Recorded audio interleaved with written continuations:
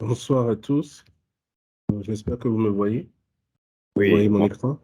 on vous reçoit et on voit votre écran. Merci. D'accord. Merci beaucoup. Alors, la petite présentation que je voudrais vous faire porte sur la modernisation du dispositif de gestion de la relation avec les usagers au niveau du ministère du Travail et de la fonction publique. Elle se fera en deux petits points. Une petite présentation à travers des éléments de rappel et quelques perspectives. Alors, nous ne sommes pas, sans ignorer tous autant que nous sommes, qu'il existe de multiples facteurs limitant l'efficacité de l'action administrative au service de nos populations. Ces limites que nous décrions tous ont pour nom lenteur administrative, corruption, concussion, non-respect des procédures de délivrance des prestations, faible niveau de dématérialisation des procédures, faible qualité d'écoute et de prise en charge des préoccupations des usagers clients, c'est-à-dire que nous ne les écoutons pas assez, et accès difficile à l'information pour ces derniers pour lesquels l'administration et les procédures administratives relèvent la plupart du temps d'un labyrinthe. Ces tracasseries administratives euh, génèrent aussi beaucoup de risques à nos usagers qui doivent se déplacer physiquement parfois de leur poste de travail, qui doivent euh, investir de leurs maigres ressources, mettre leur santé en danger et qui, in fine, ne sont pas performants à leur poste de travail. Tout ceci donne une assez mauvaise image de l'administration auprès de ses usagers. Le dispositif que nous avons pensé au ministère du Travail et de la fonction publique participe de l'atteinte des objectifs du gouvernement en ce qui concerne la mise en place d'une administration intelligente et aussi des ODD, notamment les ODD 10 et 16. Surtout le volet réduction des inégalités et je l'aborderai un peu plus loin, tout ce qui est réduction de la fracture numérique. Il participe aussi, ce dispositif, d'une réponse à des attentes fortes exprimées dans le cadre de l'enquête de satisfaction des usagers de l'administration publique édition 2020. Ces attentes fortes consistent à dématérialiser les prestations en mettant en place un dispositif pour éviter le contact entre l'usager et le personnel, source de corruption, et réduire les tracasseries et risques encourus. Mettre en place dans chaque secteur un dispositif permettant aux usagers de formuler un recours lorsqu'ils sont lésés ou rançonnés. Travailler à corriger, voire bannir la lenteur administrative de l'administration publique béninoise. Mettre en place un système de suivi des dossiers à distance. Informer plus tôt l'usager sur les pièces manquantes ou les formalités à remplir pour lui éviter des déplacements infructueux. Ces attentes sont celles de nos usagers, celles exprimées par nos usagers lors de l'enquête de satisfaction des usagers de l'administration publique édition 2020.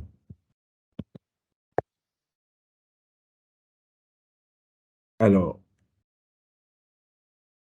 ce dispositif, en quoi consiste-t-il?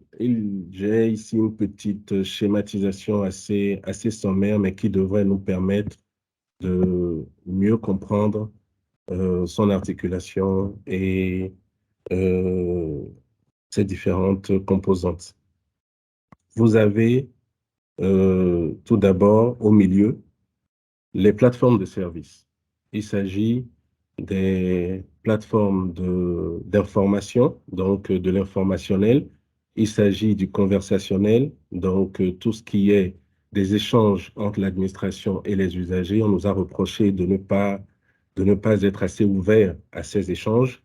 Donc, nous avons l'informationnel, le conversationnel et nous avons le transactionnel à travers toutes les prestations digitalisées et qui sont désormais sollicitables en ligne.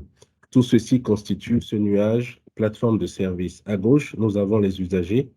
Ces usagers peuvent directement solliciter tous ces services s'ils disposent de l'équipement, des ressources pour le faire. Mais s'ils n'en disposent pas ou s'ils ont besoin d'une assistance, ils peuvent se rapprocher de points de contact et d'assistance que nous avons mis en place au niveau du ministère du Travail et de la fonction publique. Ces points de contact et d'assistance se divisent en deux catégories. Nous avons les CCSP, qui sont les centres communaux de services publics, qui sont installés dans les communes.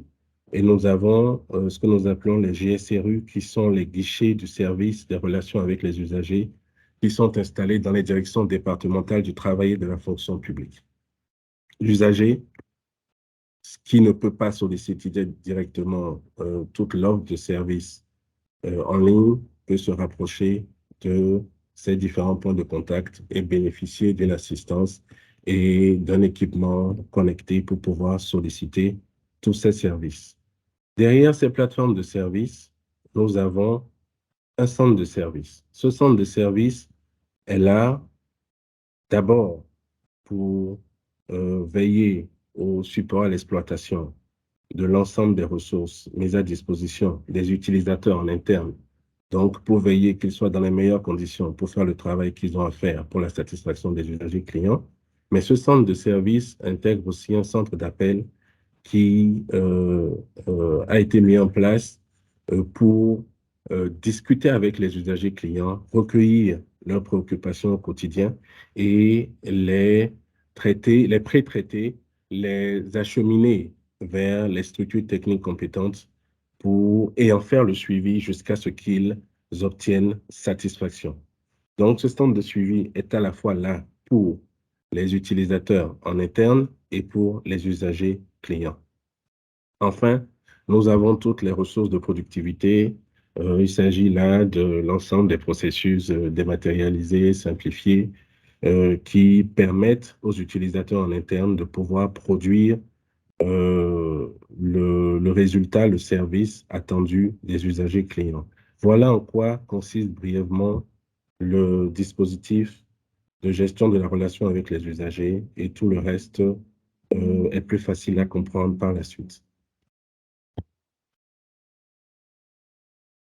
Alors, qu'est-ce que nous avons dans un centre communal de services publics ou dans un guichet SRU?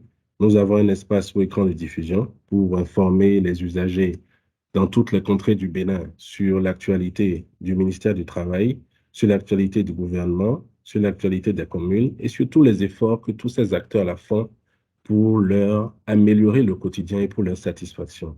Nous avons donc un point focal qui est là pour les assister physiquement, pour les écouter, les orienter, les renseigner et les aider et remonter au besoin leurs préoccupations pour qu'elles soient prises en compte au niveau central. Nous avons une bande tactile connectée pour permettre à tous ces usagers de pouvoir accéder à toute l'offre de services digitalisés. Nous avons un dispositif de vidéosurveillance et nous avons un champ solaire photovoltaïque parce que ces centres communaux, ces points de contact sont alimentés directement par l'énergie solaire photovoltaïque pour éviter de dépendre des contingences des sites qui les abritent. Nous avons ici une petite représentation. Je ne vais pas m'attarder là-dessus. Le centre de service, vous l'avez déjà tous compris, il intègre un centre d'appel, il intègre une approche omnicanale pour pouvoir converser avec tout le monde, pour pouvoir écouter tout le monde, pour pouvoir remonter les préoccupations de tous les usagers et veiller à leur prise en charge et faire un suivi jusqu'à ce qu'ils aient satisfaction. Alors, ce centre de service, il est équipé de softphones, d'ordinateurs, de tablettes, de casques et de connexion Internet. Alors, en termes de plateforme applicative, c'est donc là que nous voyons la complexité du dispositif. Nous avons donc les outils de productivité. Nous avons la plateforme MatAccueil. On ne va citer que les principaux. La plateforme MatAccueil qui gère la prise en charge des préoccupations des usagers clients externes. Donc, tous les usagers clients qui s'adressent au ministère le font à travers la plateforme MatAccueil. Leurs préoccupations sont traitées à travers une plateforme que nous appelons MatAccueil. Nous avons un outil de gestion libre de parc informatique pour suivre la prise en charge des incidents et des préoccupations essentiellement au niveau des utilisateurs. Nous avons le système intégré de gestion des ressources humaines de l'État, qui est notre outil de productivité phare, qui traite essentiellement de la gestion de la carrière et de la mise à la retraite. Il y a bien d'autres fonctionnalités, mais celles-là sont les principales. Et puis, nous avons les services aux usagers. Nous avons une plateforme que nous appelons Weshi, qui est un espace personnalisé et sécurisé de consultation en ligne et de téléchargement des actes de carrière. Tout agent de l'État peut y trouver là l'ensemble de ses lignes carrière, la chronologie de sa carrière et télécharger l'ensemble des actes de carrière lorsque ceux-ci sont en ligne et disponibles. Nous avons un espace usager qui lui est transversal à tous les métiers, qui permet justement de formuler les préoccupations et de faire un suivi, d'avoir la traçabilité de toutes les interactions avec le ministère du Travail et de la fonction publique. Nous avons un portail des démarches administratives, comme je l'ai dit, qui gère le côté informationnel.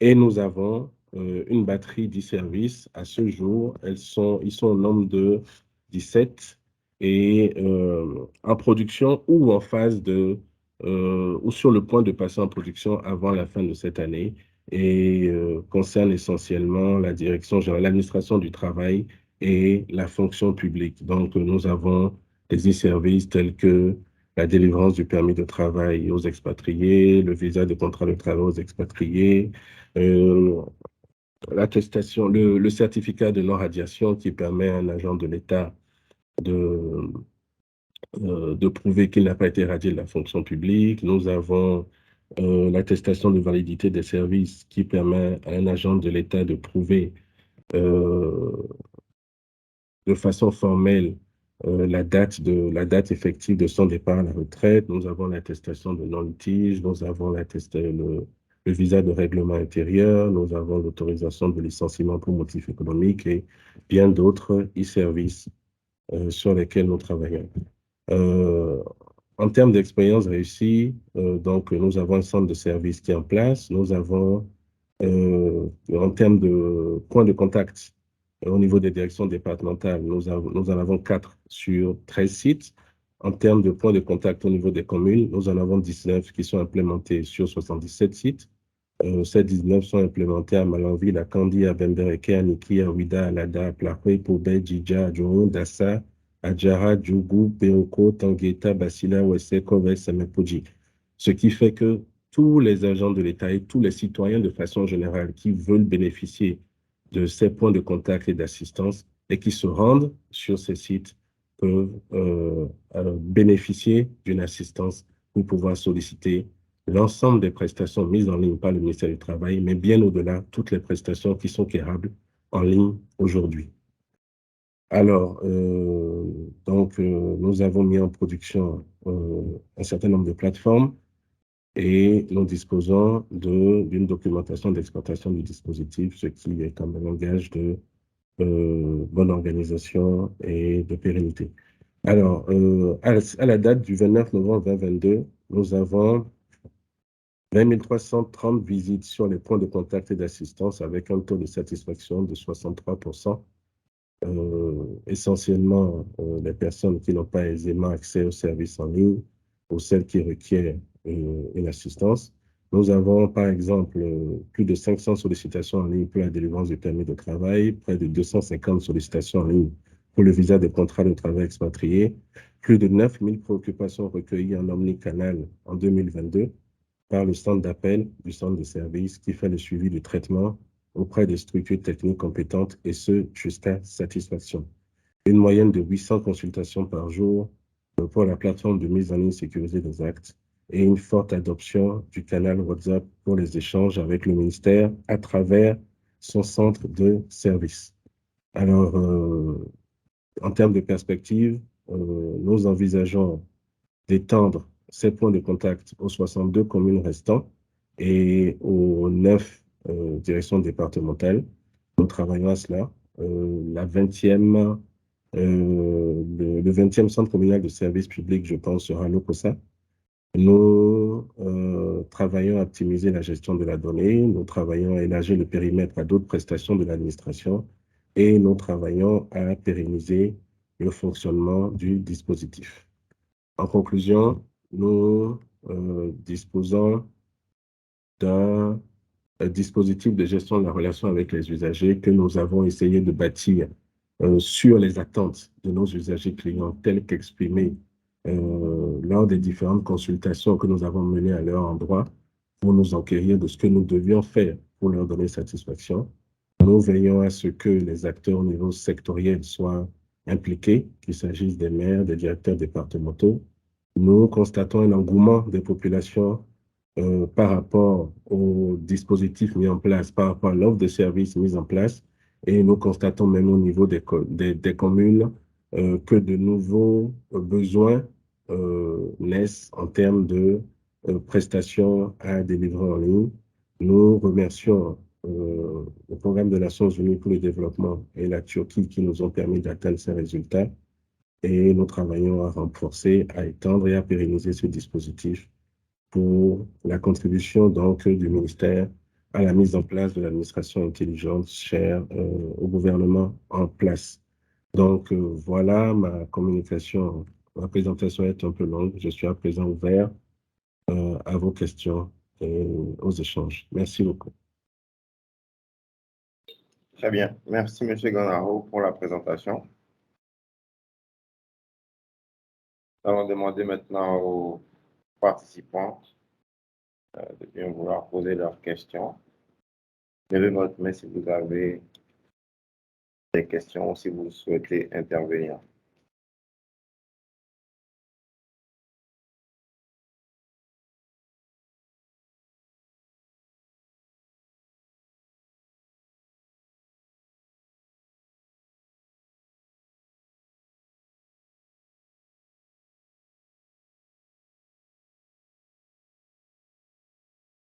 Monsieur Vincent de Paul Meibeta. Allez-y.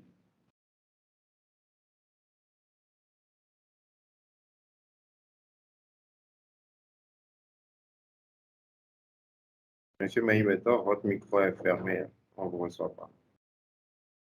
Oui, merci. Je remercie mon patron pour la présentation.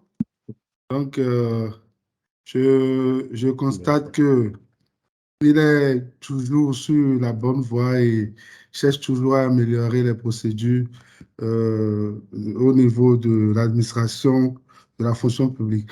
Ma préoccupation est relative aux bornes qui sont installées. Déjà, je trouve que c'est quand même une bonne solution de déployer des bornes, mais qui sont alimentées également par des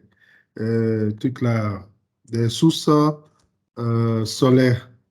Maintenant, ces bornes, avec ces sources solaires, est-ce que le fonctionnement de ces bornes, est-ce que ça continue toujours? Est-ce que le retour, je veux parler un peu de retour d'expérience, est-ce que ces bornes continuent toujours de fonctionner correctement?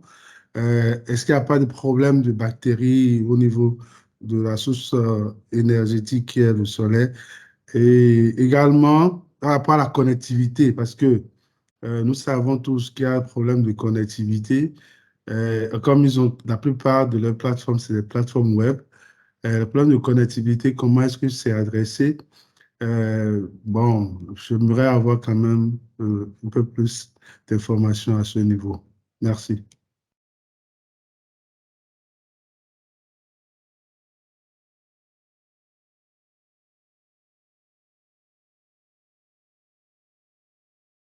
Vous pouvez y aller? Oui, M. Gonaro, on vous entend. D'accord, merci beaucoup.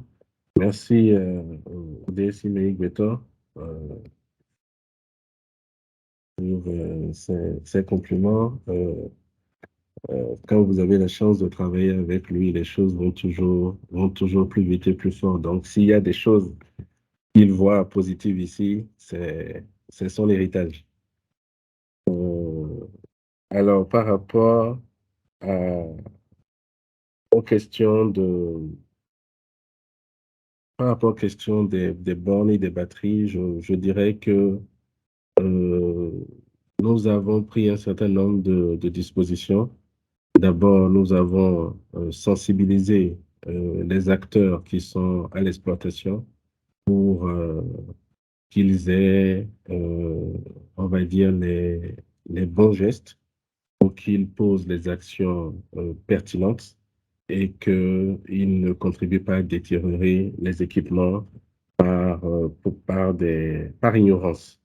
Nous avons ensuite une assurance avec les prestataires qui ont mis en place ces dispositifs.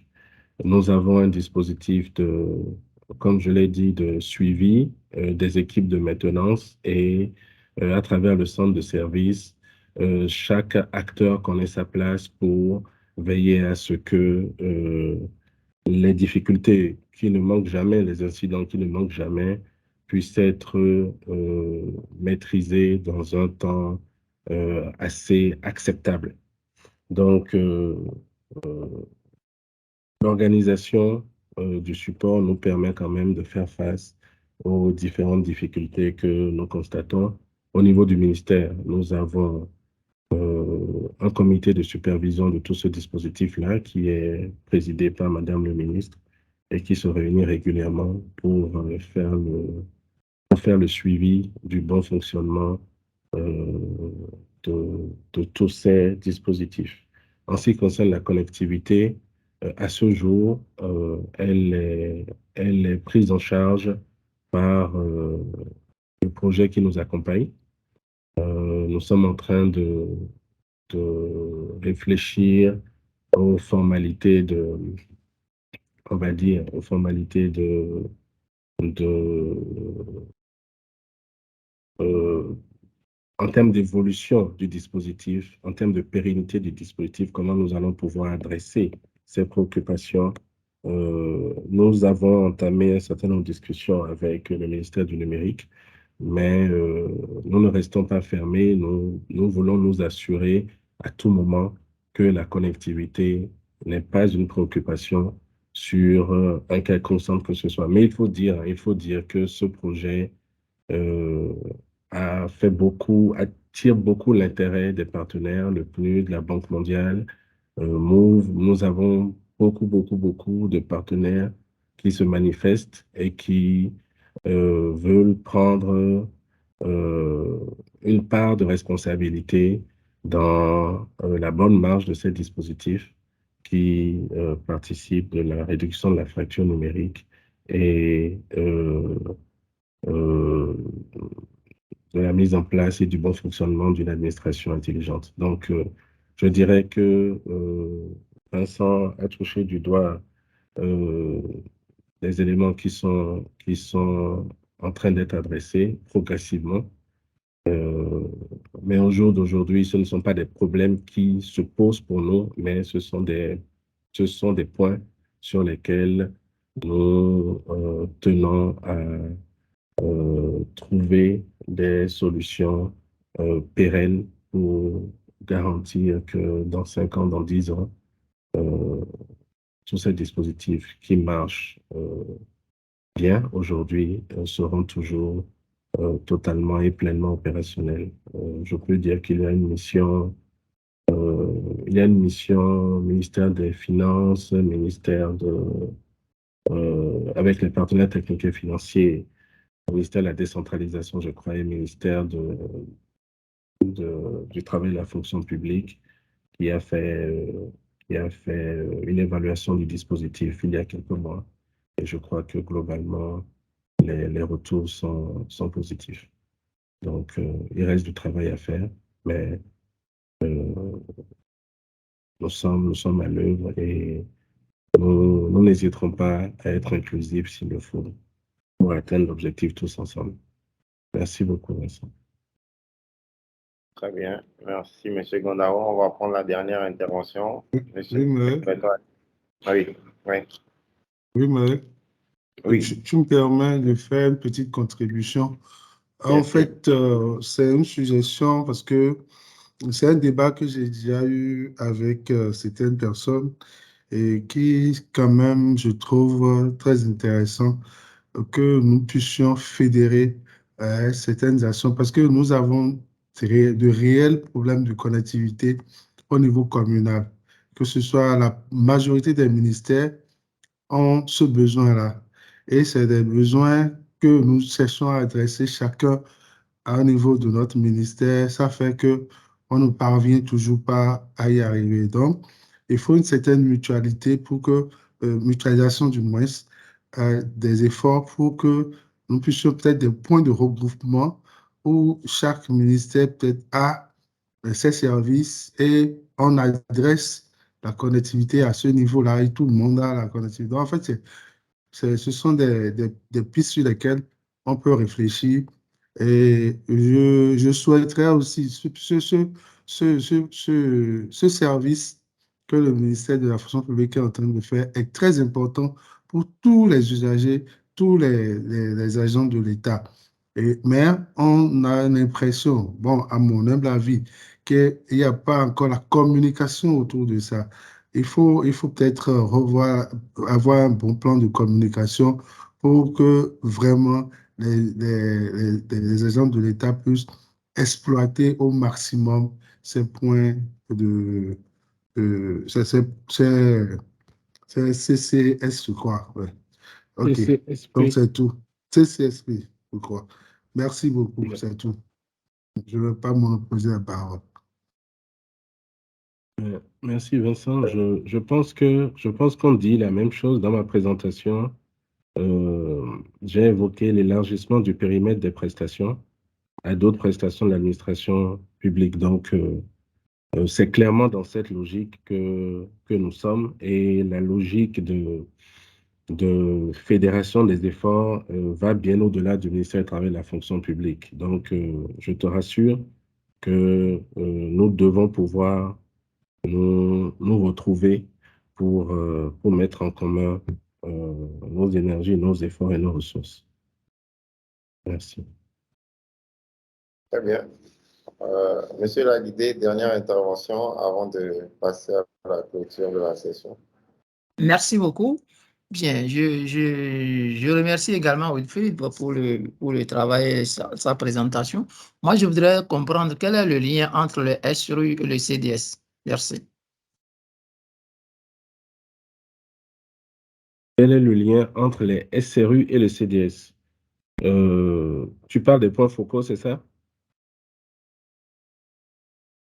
Oui, de façon globale, on peut schématiser comme ça, puisque j'ai remarqué que vous avez gardé SRU, peut-être en point Ok, focaux, ok. bien, et Tu puis parles de l'expression SRU, simplement. voilà. Bon, l'expression SRU a un sens fort pour l'administration et pour les DIP de façon générale. À la base, lorsque les prémices de ce projet étaient élaborées, nous parlions du service des relations avec les usagers. Et partant de cela, nous avons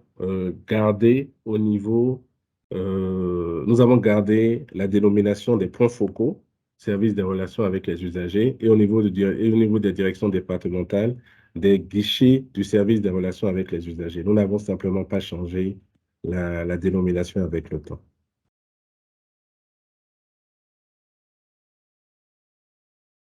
Quel est le lien de ces SRU-là avec le CDS? Quel est le Est-ce que lien c'est un avec lien le fonctionnel? CDS? Oui. Ces points focaux SRU tiennent les registres des visites au niveau de leur site. Donc, qu'il s'agisse des communes ou qu'il s'agisse des directions départementales, ils tiennent un registre physique et ils tiennent un registre électronique. Ce registre électronique est centralisé au niveau du centre de service. Lorsque ces points focaux SRU sont devant des cas qu'ils n'arrivent pas à adresser eux-mêmes, malgré leurs accès aux différentes plateformes, ils font recours au centre de service qui les appuie pour satisfaire les usagers clients ou qui relaie à son tour la préoccupation vers les services techniques pour prise en charge. Et ils ont la possibilité, bien sûr, de faire le suivi depuis leurs interfaces. OK, merci. C'est bon. Très bien. Donc, merci, M. Gondaro, pour cette présentation.